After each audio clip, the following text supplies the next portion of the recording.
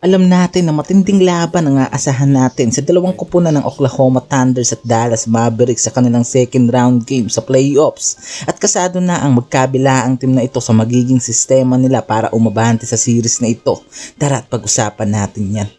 Unahin natin dito sa fifth seed ng Western ng Dallas na may 50 wins and 32 losses sa regular season game. Nandyan ang duo nila Luka at Irving na isa sa sinasandalang duo ng kupunan na ito. Di mawawala dyan si PG Washington na maaasahan pagdating sa in-and-out shooting and isa sa mga player na nagpahirap sa LA Clippers. Nandyan din ang rookie player na si Derek Lively na isa sa inaasahan ni Luka at Kyrie pagdating sa assist sa ilalim and super napakagandang araw ng laro at nagagampanan niya ng mabuti at maayos ang posisyon niya na power forward ng Mavs. Dante Exum nasa oras na swertehin talaga nga naman na in-and-out shooting kakanain ka ng player na to. Kasabayan niya si Tim Hardaway, Josh Green, Jaden Hardy, isa sa mga secret weapon nga raw ngayon ng Dallas at siguradong magagamit ng maayos ang mga ito para sa second round na parating kontra sa Thunders at talagang may kalalagyan nga rin daw talaga ang Dallas Mavericks para sa first seed na to ng Western ng Oklahoma Thunders. Unahin natin dyan si Shai Gilgeous na isa sa inaasahang player ngayon ng OKC na sa regular season ay nakapag-ambag ito sa team ng napakagandang average points at number 2 guard ng OKC at talagang pinatunayan nito kung bakit nga ba sila ang number 1 seed ng Western Conference ngayon at kahit sa last season ay pinakita na nito ang kanyang husay sa pagdadala ng team niya sa playoffs. Katulong niya dito si Chet Holmgren na ngayon ay very interesting nga raw ang future sa NBA dahil bilang isang rookie na nakarating para sa second round playoffs hindi pa natin alam kung hanggang saan nga aabutin ang karera nito sa finals. Talaga nga naman na ibang klase ang rookie na si Chet Holmgren ngayon at talagang di maitatanggi na isa ito sa sinasandalan ngayon ng OKC na may 82 games pa lang ngayon sa kanyang karera.